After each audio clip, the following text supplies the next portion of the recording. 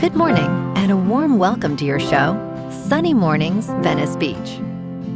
I'm your host, Melissa, and it's Wednesday, March 11th. You'll be interested to know. 38 years ago, today, in 1988, a self-replicating program known as the Morris worm made its presence felt across dozens of networked computers, revealing how software could spread and prompt widespread attention. Its discovery led to the creation of dedicated computer security practices and the birth of a community focused on protecting networks and raising awareness about digital resilience. So now you know. And now, it's time for the Surf Report. This morning, it's looking clean with waves around 2 to 3 plus feet. Conditions will hold steady at 3 plus feet until about 10 a.m., when they shift to 2 to 4 feet. By noon, expect choppy conditions as the wind picks up to onshore at 7 miles per hour. Best time to ride is at 7 a.m., with a 2-foot outgoing mid-tide when the southwest swell is 1 foot at 20 seconds, and the offshore wind is 1 mile per hour. The first low tide on Wednesday will be a half-foot at 12:15 p.m., followed by a half-foot low tide at 1. The nearshore buoy at Santa Monica Pier reads 62 degrees for the water temperature. Thursday offers clean conditions with waves at 3 to 5 feet, ideal for catching a barrel early on. Friday sees a slight decrease in size, settling around 2 to 4 feet with light winds, remaining clean throughout the morning. Saturday holds steady at 2 to 3 plus feet, but becomes choppy in the afternoon, making Sunday the best option for consistent surf. This morning, there's patchy fog, and it feels like 59 degrees with no wind. The sunset will take place at 6:58, and it will rise again tomorrow at 7:07. It looks like we're in for some patchy fog early today, but it should clear up by mid-morning, leading to partly sunny skies, with a high near 71 and a light breeze. Tonight, expect mostly clear skies with a low around 56 and gentle winds. Looking ahead in the weather. Thursday will be sunny with highs near 89 and a northwest breeze of 5 to 10 miles per hour. Highs stay near 90 on Friday before falling into the low 80s Saturday and around 79 on Sunday, with nights in the upper 50s to low 60s. Bonjour, food enthusiasts. This podcast is brought to you by Versailles Cafe and Pastries in Encinitas. Nestled on El Camino Real South, just north of Encinitas Boulevard, this cafe is a haven for culinary delights. Indulge in their amazing Eggs Benedict or their gluten-free crepes. You can grab a panini for lunch or just breeze on through to get your morning coffee. They are open every day from 8 to 5. So stop on by and don't forget to tell them Sunny Morning sent you. In local news, record-breaking temperatures are on tap for Southern California, with a potentially dangerous heat wave forecast to broil the region this week. Temperatures could soar at least 20 degrees above normal, raising concerns about an early start to fire season.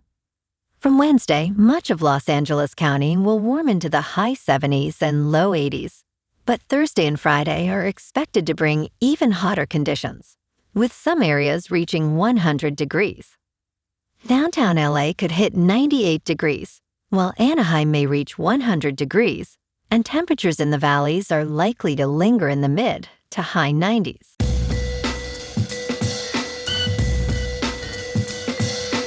Now on to sports.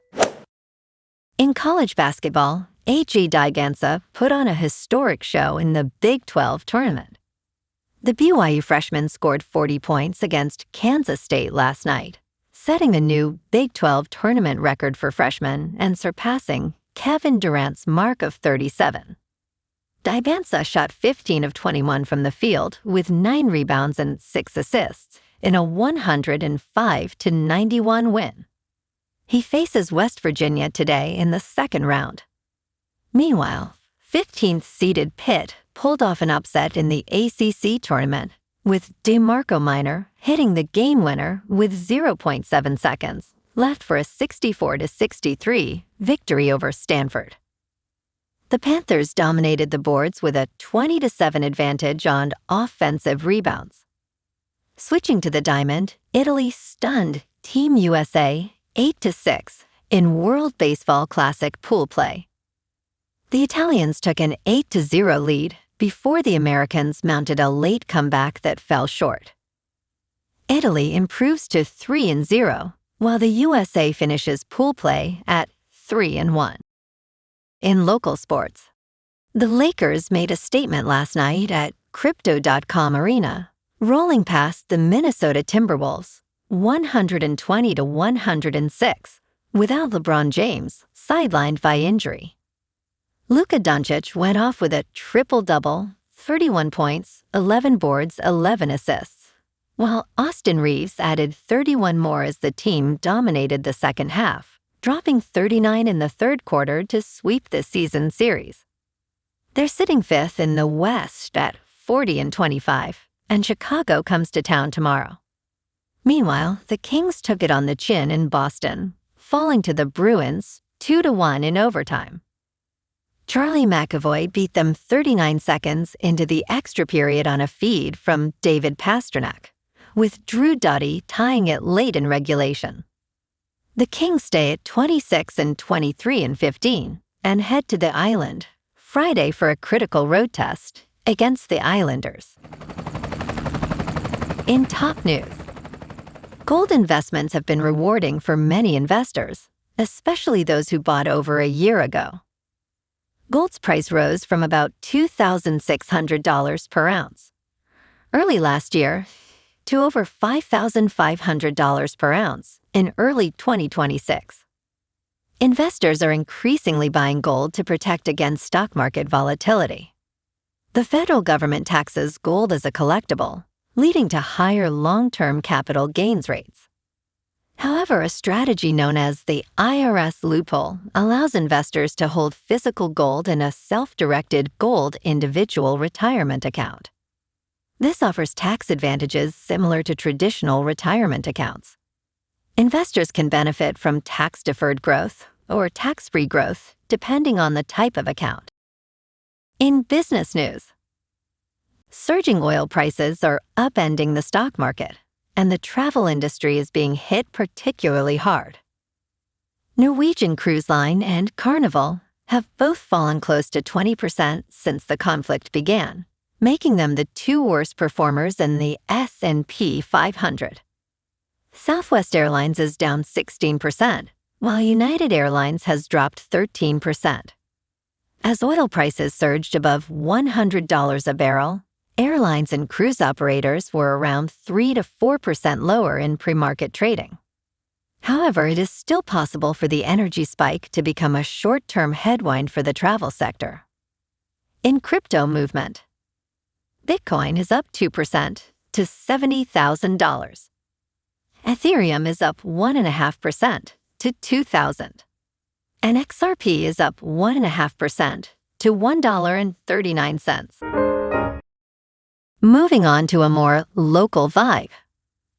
In our community spotlight on health and wellness, we are working with a national Pilates studio to bring you some free classes, so listen up. Check out Club Pilates, with several locations in the San Diego area. Pilates presents a comprehensive wellness approach, cultivating strength, reducing tension, and elevating mental well-being. Scientific research affirms its benefits. So now you can check out Club Pilates for a free class, with locations in Encinitas, Solana Beach, Oceanside, La Jolla, and more. Just be sure to tell them Sunny Morning sent you by. And now, back to the show.